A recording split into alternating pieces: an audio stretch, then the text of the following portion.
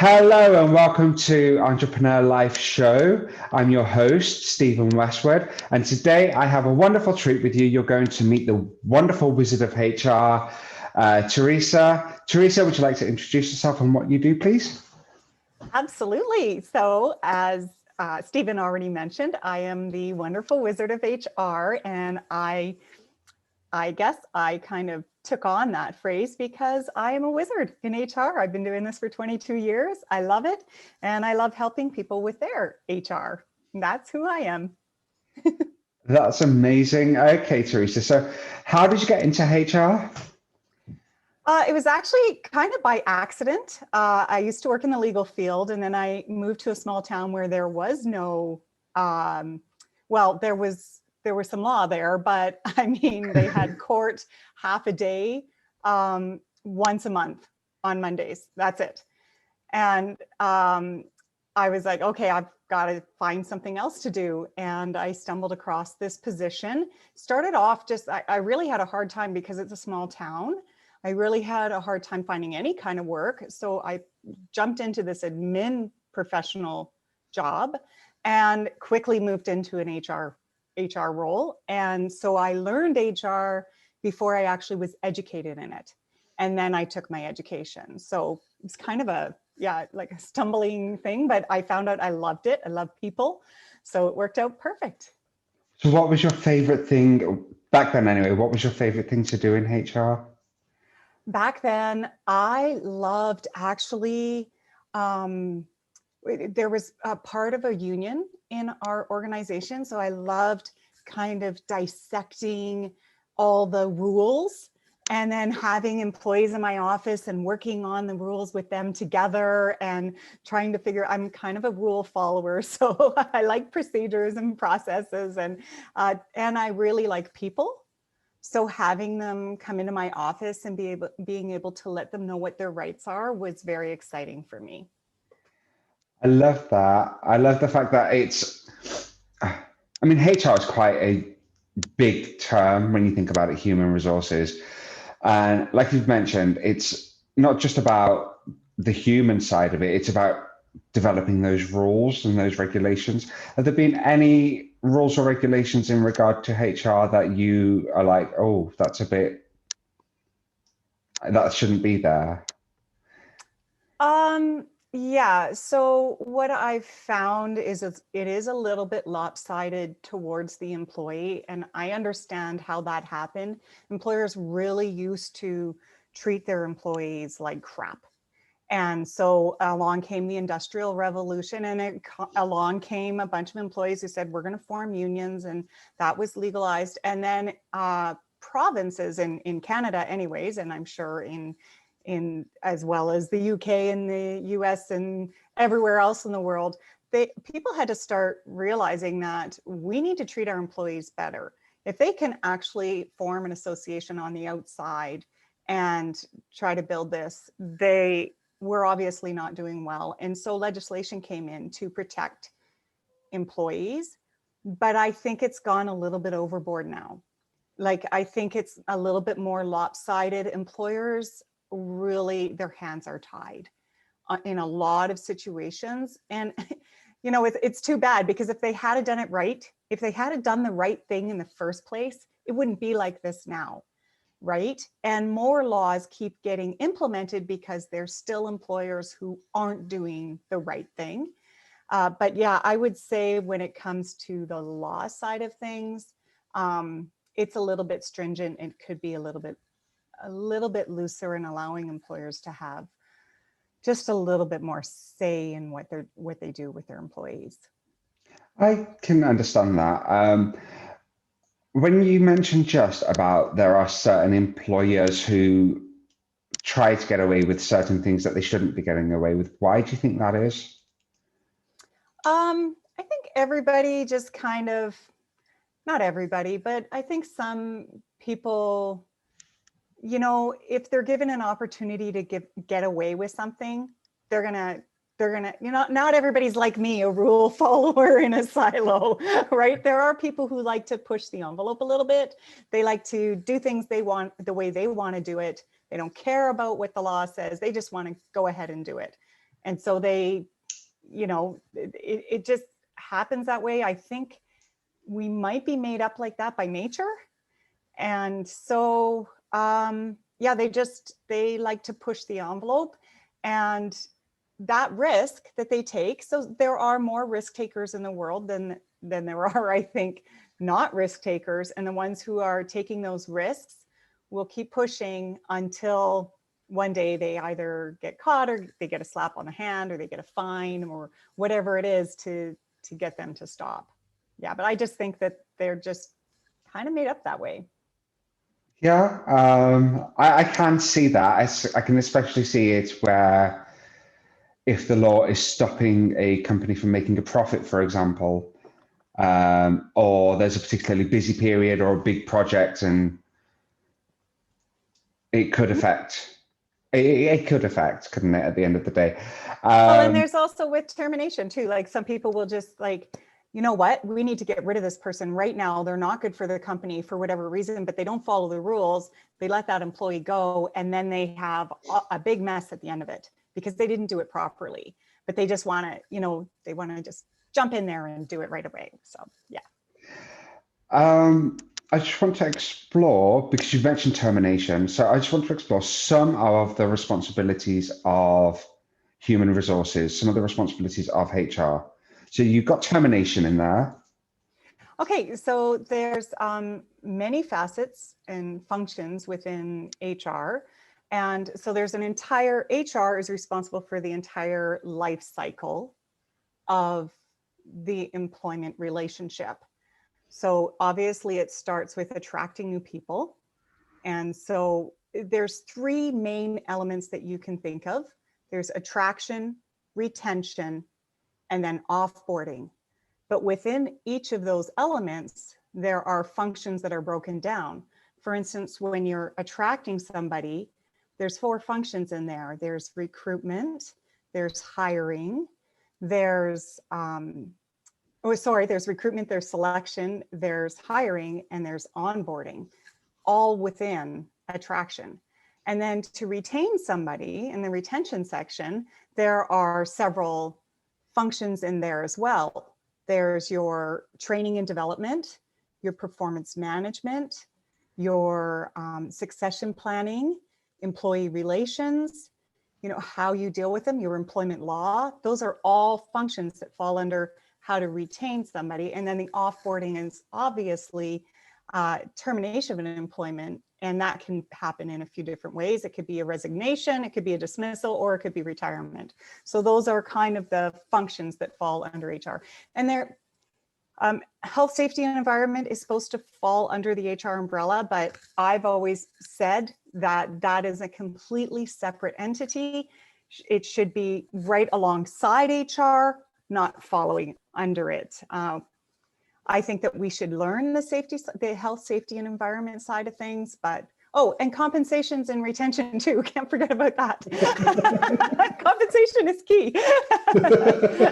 Yeah. So yeah, those are the functions. Okay, can we just unpack those functions a little bit more? Sure. So starting off with attraction then.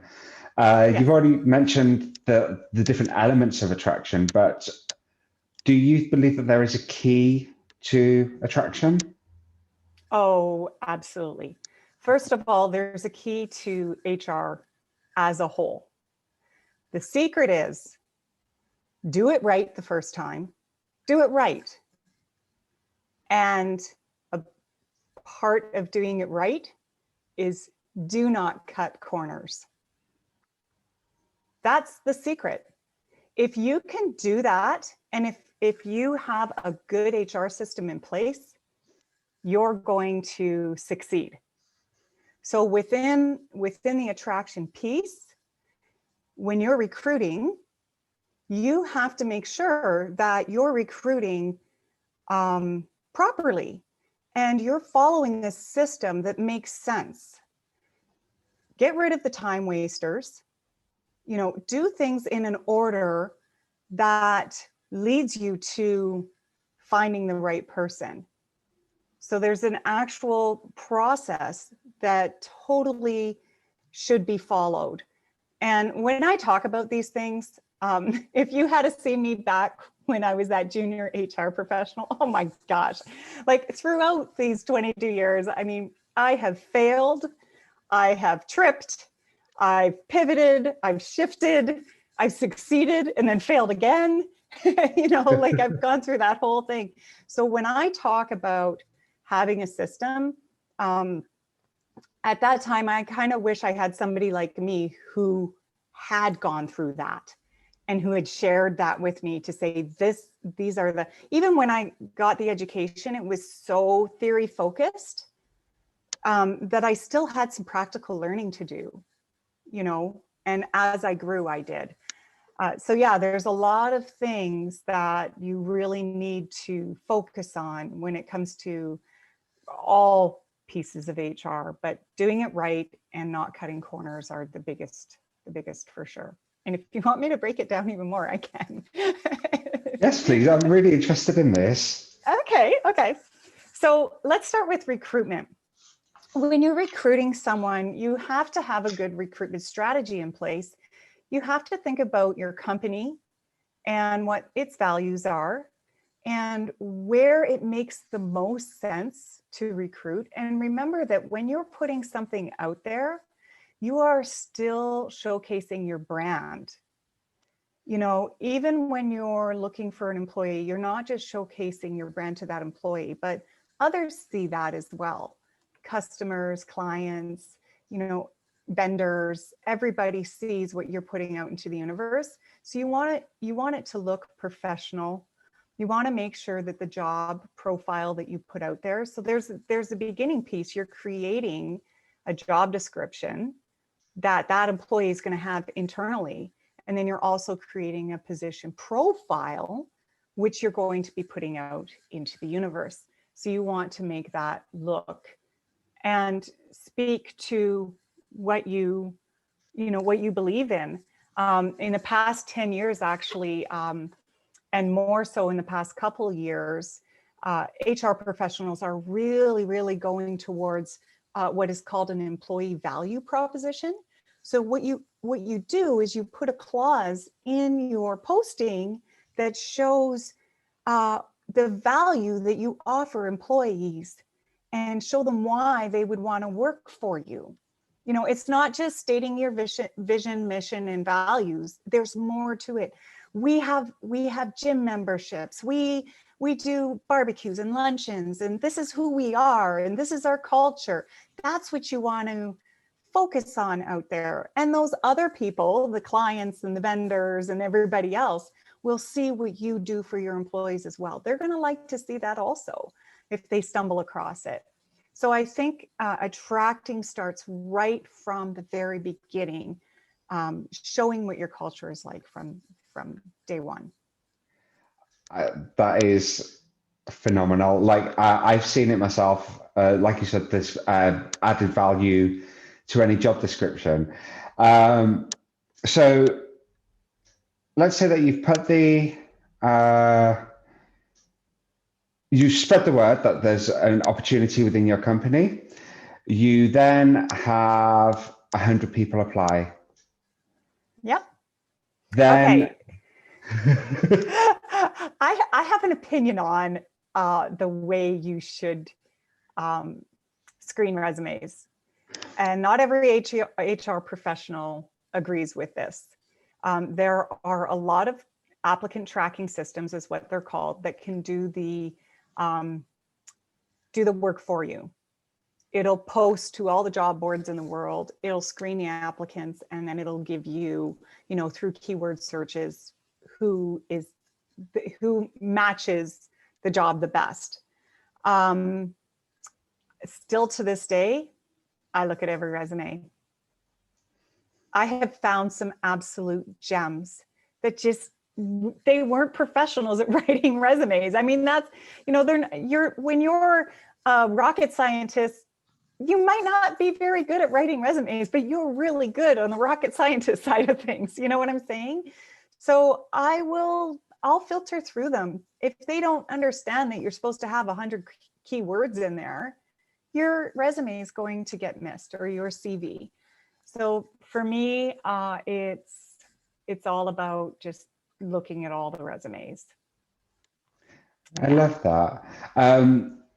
After you've decided on, say, your top 10 for interview, I I saw a debate on LinkedIn, and the debate started because somebody had gone through 5 interview stages and then received a very standard unsuccessful email. But the debate was about the number of interview stages that this person had gone through. And I thought it was quite an interesting one. And I was wondering what your take is on the interview process itself. Yeah, no. No one should have to go through 5 interviews. In fact, that employee who went through that should have sent them a regret email, because that is an absolute view of what it's going to be like working for that company. That company has probably a lot of red tape. It has to go through a lot of decision making. There's, if you have an idea for a process change, or, some new, I don't even know what, anything, guess what? It's probably got to go through 5 people before you actually get to implement that. Innovation is probably lower in a company like that, or they're just, they just don't know any better. Sometimes it's that, and they need to know better.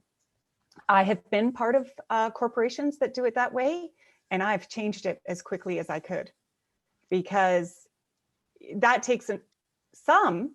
I've seen it where the interview happens all in the same day. So there's 5 interviewers all lined up to meet with the same employee at different times throughout the same day. Oh, It's like, so that employee is exhausted afterwards. Sometimes one interview goes over their allotted time, and then the other guy can't meet with that person because they now have to move on to whatever they were supposed to do for their day, and it just becomes a mess.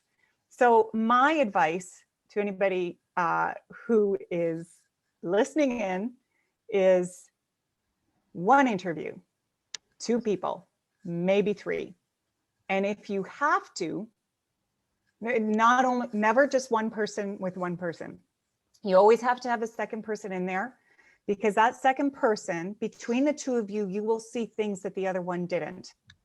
Some will notice body language. Some will notice the way that they're speaking. One will interject when they want to, probe a little bit more, understand what they're talking about. 2 is key. 3, okay, but it's really important the way you set up the interview, that you're not in panel form, because that's very uncomfortable for that individual. Have them kind of in the center and you're all around each other, and it's more of a conversation. At this point, at this stage of the recruitment, this is about fit. You already have all your answers. You've done a pre-screen, you've screened their resumes, you know already that they're qualified. You're walking into this interview, and you're doing this interview because you both need to understand if this is a culture fit. And so get rid of all that extra stuff. It's a waste of time. I guess, when I say don't cut corners, I also believe that you shouldn't waste time either. You should do things in a system that makes sense, that doesn't waste time, that cuts out any friction, and you come up with a really good system. So that 5 interview thing, if anybody believes in that, the only time I ever think you should have a second interview is if a second individual really needs to meet that person as well and wasn't able to, or they really wanted to meet, but there were already too many people in the interview. There's always these extenuating circumstances where you may need a second, but really 1 interview should do it. thank you. I love that. And like you said, it keeps it concise. And if you have a panel interview, then everybody can look out for the different elements that they need. Yeah. It doesn't waste anybody's time, and it helps the decision-making process. So let's assume that a person is now picked for the role. They're now in the role. What should an employer do to ensure that they can retain that employee? Well, it actually starts before they even, they're picked for the role and they haven't even started with the company yet. So if you want to give an employee the best employee experience, you want to start off from the moment that you know that you want this person to work with you. You're going to right away either get on the phone with them or send them an email, however you've been communicating, and say, hey, congratulations. And then if they accept the offer, you're going to give them a welcome email. That or a welcome letter, something that they can read and that is going to let them know what to expect on the first day. Where do I need to bring a lunch? Who will I be meeting with? Where should I park? All these things that usually employers don't do. And so the employee walks, they finally find a place. They're panicking because they weren't quite sure where to park. Then they come in, they brought a massive lunch, but they don't know if there's a fridge. So they're not sure what to do about that. Those little things are part of the employee experience, and they are really, really important for retention. If they are treated like that before they even start, they are going to want to commit to this company and be loyal to this company. And then there's an entire onboarding strategy that an employer should have, and they should really work out the plan. What are they going to be doing on day one? Who are they going to be meeting?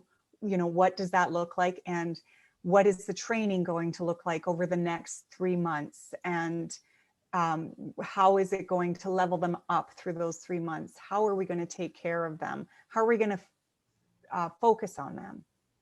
And then, of course, always getting feedback from them on how they felt as they went through this process so that you can tweak it and make it better. Okay, that's it. That's the beginning part of retention. that's just the beginning. There's obviously then other things that you can do throughout the life cycle, as you've said, to retain that employee. I just want to quickly touch on something. So if a company has a high staff turnover, what could be the possible reasons for that? Oh my goodness, there could be so many reasons. First of all, there are always extenuating circumstances, for instance, COVID. So when you're measuring your turnover, you want to make sure that you are assessing why that turnover got high. So in a pandemic or in a recession or an acquisition or a merger, you have to take those pieces out to really get a good idea of what your turnover is looking like. People who are leaving just to leave. And then one of the key ways to determine why people are leaving is through your exit interviews. A lot of people don't believe in them because they're not sure how to do them. There really is a way to do it. First of all, if you're their supervisor, you don't do the exit interview, you get another supervisor to do it. If you have HR in-house, they should be doing it, but they should also be definitely letting that exiting employee know why they're doing it.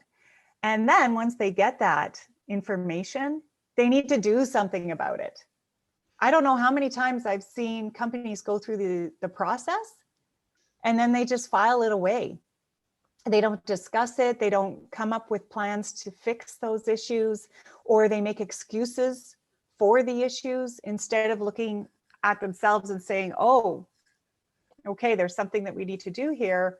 They're just saying, oh, well, that employee, they were a little bit out there, but they're not actually looking at the actual information. So I think that there needs to be a strategy in place for how you do that. So that's going to be one of your key things on how to reduce that turnover. Also, employee surveys and questionnaires for people who are still working there. Find out where the issues are internally. No, I love that idea. That For those of you listening, that is a key piece of insider information there. Stop them from leaving before they leave. Exactly. That's uh, exactly. Well, why does it always have to be on the exit? It should be like during the time. Remember, we talked about after the onboarding experience for the new employees. You're going to give them a survey, ask them what that experience was like. Why not ask the people who've been there for a while what the company's doing well and what they can improve upon? I like that, the whole communication idea. If Mm-hmm. we look at going back onto the idea of retention, then, um, in terms of high turnover, it's find out what the cause is and act. That's the key takeaway there, act on it. Um, but if we then start looking at how to make your employees feel part of the company and feel included and feel what's the word I'm looking for? Loyal to your business. What could an employer do in terms of that? Yeah, for sure. I think there are several different things that a company can do. First of all, they really need to understand their culture. They need to sit down and say, okay, what kind of culture do we want to have? And what makes the most sense for us? And they're going to recruit people who fit that type of culture. You mentioned briefly their communication. Communication can be a major downfall for a company. It can be what causes people to leave. Always providing that communication. Now, from a performance management standpoint, there is a cycle to performance management. A lot of people think that performance management is strictly just doing a review once a year with your employee, and those reviews are often not done well. I see you giggling. You've experienced that? You've I seen have, I have. that? Yeah. So, in order to really have a good system in place, you have to follow the cycle. And part of that cycle is setting the goals, listening to the employee. What are their goals? And also setting goals for the employee to make sure they know that they're connected to the overall goals of the company, first of all. But as individuals, you need to have those. And then continually monitoring and providing feedback.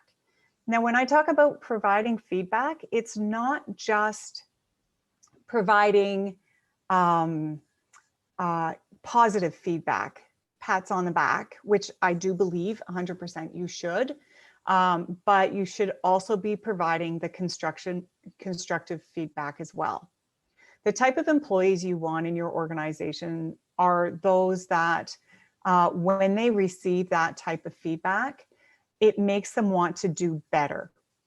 It makes them want to improve. And when they hear it, they're not going to go sulk in a corner. They're going to say, okay, maybe they will for a bit. I know when I receive feedback, I get a little bit defensive. I may sulk in the corner for a bit, but I hear you. And then I want to change and I want to do better. So if you are always getting the pat on the back, how can you ever improve? So I think that's key as well. So that continual monitoring is important. Providing performance reviews that are consistent, that don't follow any tendencies or biases. As soon as that happens, you're in trouble. And then reviewing the goals and setting new goals for the next year. And then it just keeps cycling like that. And then connected to that is also succession planning for your employees within your company, making sure that you're identifying who is ready to grow. And you can't just choose. You have an idea, but the employee has to want to go there. They want to progress and move up.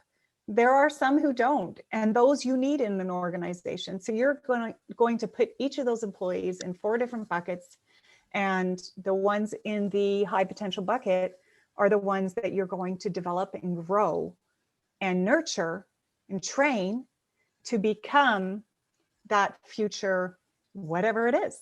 So I think those are two definite key pieces. And then another key piece to that is compensation. You have to make sure that you are competitive in the market, you are competitive internally, you're equal internally. Equal doesn't mean everybody has to have the exact same pay, but everybody has to be treated the same when it comes to your compensation strategy or your compensation philosophy. They have to, if you have a broad band within one position, they're going to fall in there for certain reasons. So I think those are the key parts to, and always being available. Communication, I said. So, yeah. Communication is huge. Yes. Number one. Yeah, I like that. I'm all for communication. You know that. Yes. That's why you do what you do. Exactly. But so tell me then, you started off in the legal field, you then transitioned to the HR field. How long were you in the HR field before you started coaching? Or was it consulting? Sorry. Yes, I started consulting 8 years ago, just over 8 years ago. So do the math on that is 14. I guess I was 14 years in HR, and then I switched over to HR consulting. And that's kind of a funny story because I didn't mean to, I just happened into it. So, but I haven't looked back, so it all worked out. Oh, no, yeah, exactly. It all worked out. So, as a HR consultant, what are the most common misconceptions you found an employer has when it comes to HR? Okay, so when I switched to consulting in HR, it was primarily for small businesses from the size of maybe 5 employees to the size of just over 100, who didn't have HR departments, HR people at all. Or they had junior HR people who didn't have any HR qualifications. Like it was like maybe an admin assistant who hopped into that role but didn't actually know what they were doing. So that has been my primary focus over the past 8 years. And I would say the biggest thing is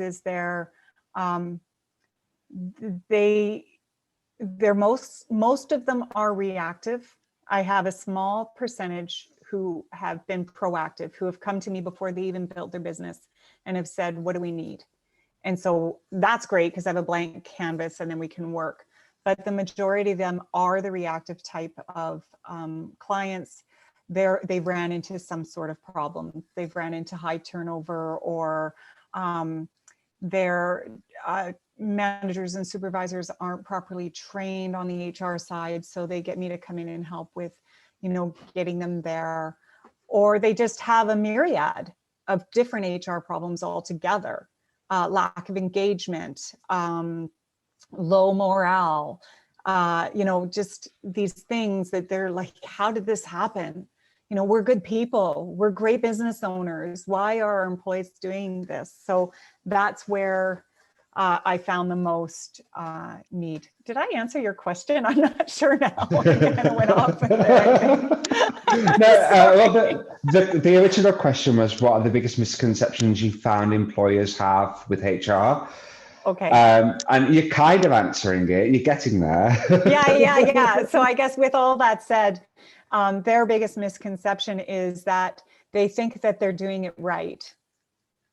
All that time they thought that they were doing things right, and that, they are a good employer. They all are. The problem is that they just don't know. I guess they don't know what they don't know, right? So they think that they're doing everything properly, but then they're not. And so Yeah. that misconception of doing things right is I guess where it is the main part. Okay. What signs should an employer look out for? Aside from the obvious high staff turnover, I think that's probably one of the biggest signs you can. But what other signs should an employer look out for to know if they are getting it right or not getting it right? One sign that I see that's really, really simple are people sitting in your lunchroom.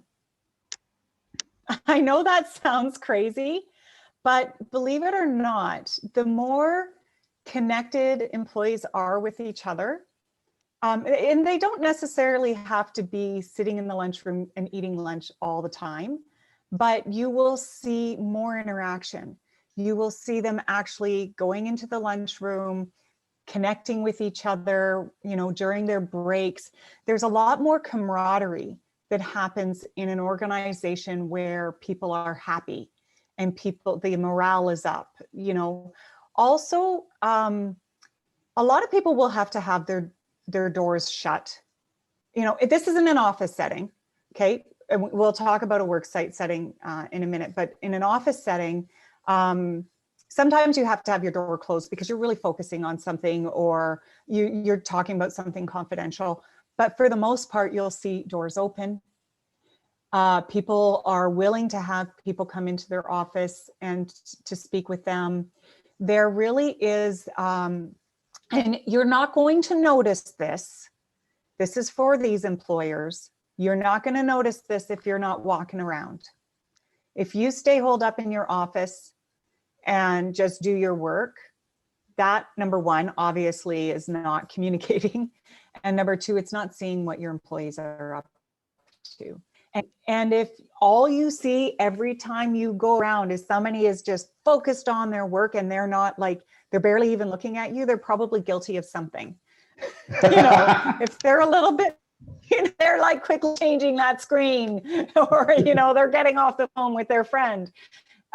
They should be really relaxed when you come by.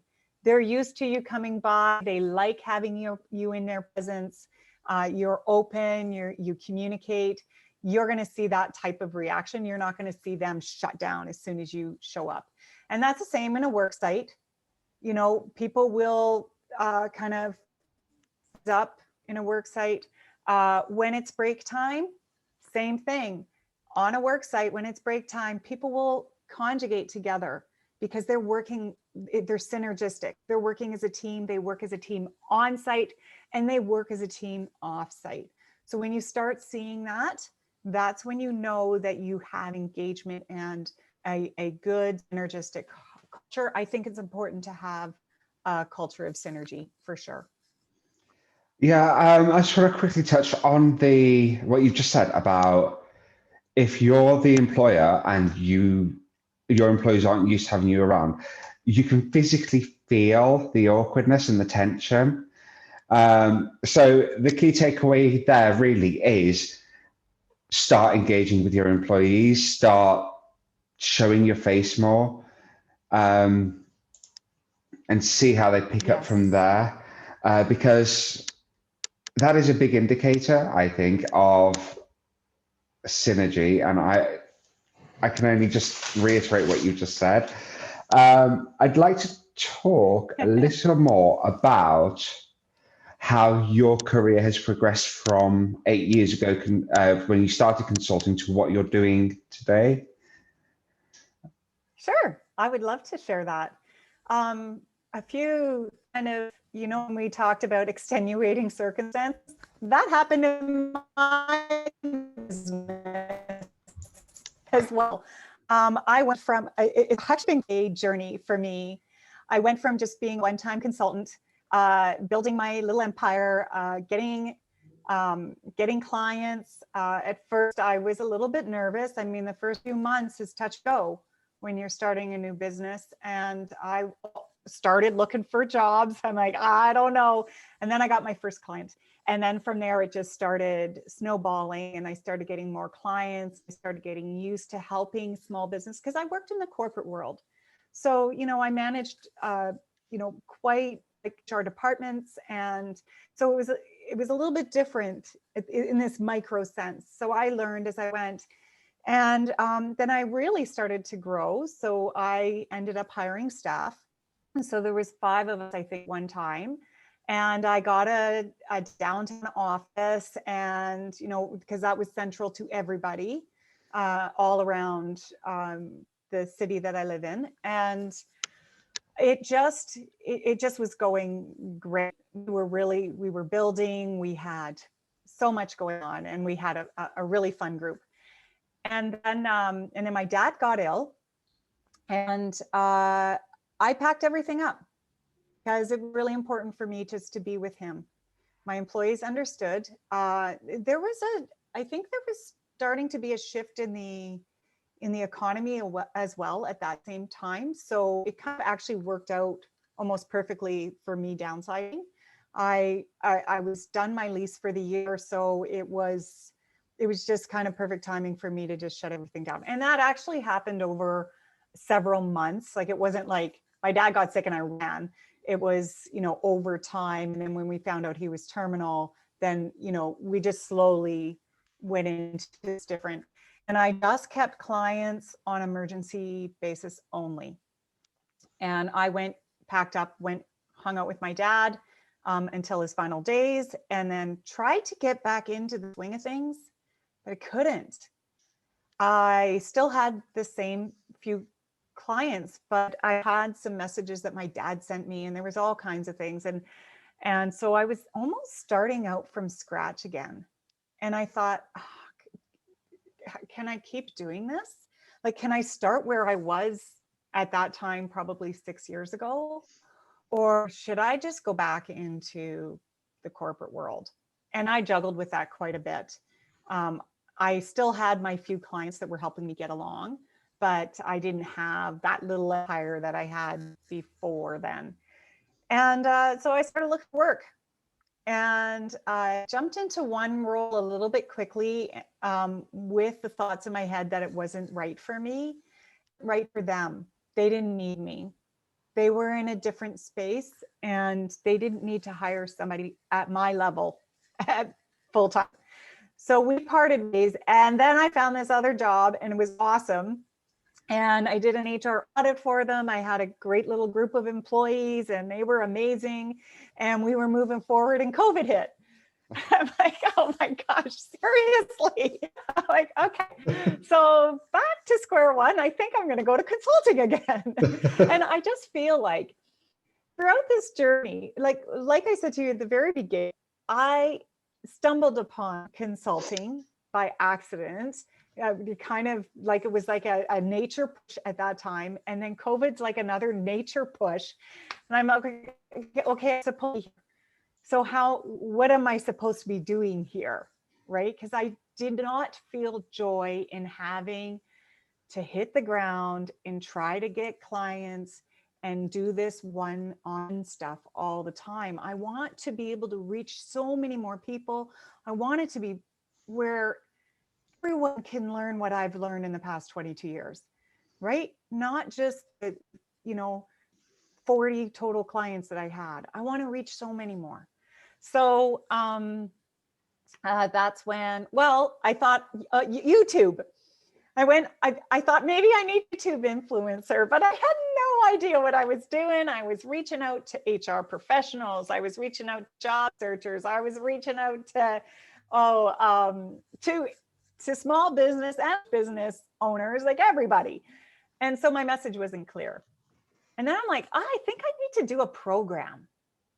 And I thought, I should have an online course for job searchers, because that's where the pain is right now for everybody in HR. Job searchers need help.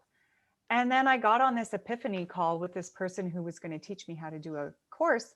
And they said, I don't think that's where you need to be. And so we kind of dissected, and I found out that I need to still help small businesses. This is what I've been doing. This is what I love. I'm not even good at searching for jobs myself. So why would I teach people to do it, right? I'm more at finding people and bringing them onto a job. So we kind of worked through that. And then I hired an online coach to help me with building a course. And I'm so happy now. I still have a few one-to-one clients, but I love this concept because now I can reach so many more people. They take an 8-week course with me, and they get to continue to speak with me for support. And it's not one-on-one support. So it's in a group setting, but they can learn off of each other in that group setting. If they haven't experienced something, they could hear somebody else's, what they're going through, and they can help implement it into their own. But I'm there as their coach, so it just kind of all worked out. That's how I evolved. And oh my gosh, I'm loving it. I'm loving it. What's that old expression about find something you love and you'll never work a day in your life? Yes. I find yes, that's right. That's right. Because the work is a different type of work. It's having fun. It's like play, not work. Yes, Yeah. I agree. Um, Totally. what? So you work with a lot of small to medium enterprises, so Yeah. small businesses. Mhm. What is one thing that you could teach them through listening to this show today that they can take with them when it comes to HR? Okay. Well, if they've heard me saying do not cut corners and do things right, I think that's key. Always take that with you, always. But I think that connecting all the functions of HR. So if you have a missing piece to HR, one function that's missing, if it's succession planning, or if it's onboarding, or any of the things that I've talked about, if you're missing a piece there, you are not going to have a machine that runs smoothly. It's like missing a few spokes on your tire, right? On your bicycle. You need to have all the spokes for it to do its job. Or if you're missing a gear, right? Like, if you're driving a car and you're missing a gear, it kind of sucks going down, downshifting or upshifting, right? So just do all the things that are connected to HR, and you will have a fully functioning HR program. I think System. system, yeah, it's a system. And it's an important system for any company, especially as you grow, I think. Mm-hmm. I like the fact that you said that you had two distinct different people, those that wanted to start employing, which gave you a blank slate so you could develop with them, and then those that had already employed but hadn't developed their system. Yeah, that's the proactive and reactive adage, right? There are people who are willing to be proactive and they're willing to jump in and learn so that they can do it well themselves. And then there's the others who are reactive. And what happens when you're reactive is you're reactive in one area, but you may actually need help in more than one area of HR. Okay. I want to also retouch on something you said at the very beginning, which was the health and safety and environment should be a separate entity. Why do you believe that? Because it is massive. It's as big as HR. Like when I'm talking about all these functions of HR, health, safety, and environment is huge. For me to really be well versed in all of health and safety and in HR, oh my gosh, that would take me probably another 22 years, right? I want to depend on my HSE advisor for all things HSE, and I want them to depend on me for all things HR. And we have to talk to each other. We're very connected, just like HR is very connected with management. HR is very connected with finance and accounting. We have a lot of connections, but everyone is a professional in their own way and they are an expert in their own right. So making sure that you are intertwined is good and that you're connecting and communicating with each other is good, but learning it all, that's crazy. I I think agree. health, on the health side of things, we have benefits. So of course we're going to be connected because the health of the employees are important. We might have corporate challenges that we may oversee, right? We'll have pieces of that, but HSE will be the ones who will make sure that it's happening. They'll talk to us and say, do you have the proper health benefits in place? And we'll say, yes, actually we do. No, I like that idea though, because it shows just how important both elements are, but also how vast both elements could become. Yes. So I do agree with you on that. It's something I didn't ask earlier, and I thought, oh, I better revisit that quickly. So if you could only perform one human resources function for the rest of your life, which one would it be? Employment law. Oh, that was easier than I thought it was going to be. How come? Because I started out in the legal field. I love employment law. I love law. I think it's connected to so many things with respect to HR. Yeah, that I just have a knack for it. You know, that's where I started my career. I can't believe how much it's helped me in my HR career, understanding how law works. Yeah, it brings me joy. It does. Yeah. I like that. Um, on the flip side of that, then, Okay. what's one function of HR that you struggled with and had to really learn? Recruitment. And why is that? Recruitment is very complicated. It's the one thing that took me remember when I talked about tripping and falling and failing and succeeding and all of that stuff? That was mostly in recruitment. You know, like you talked about five people doing an interview at different times, not having a pre-screen, learning where is the best place to post an ad? It's different for every kind of position. There's just not a one size fits all for different levels and different positions. So that one has been the hardest to learn. But I am proud to say that I feel that I have a really, really good hiring strategy in place now from all the trials and errors that I've experienced over the years. You learn from your mistakes, and that's why mistakes are important. Yeah. But Sure. I had another question that links to the recruitment side. I have forgotten what it was. Oh, okay. Do you want me to just start shouting out answers? No, it's fine. So in regard to, oh, that was it. What part of the employee life cycle or life cycle of employment do you feel is the most integral to any business? The attraction piece. The attraction. So that includes the recruitment side of it. And Yes.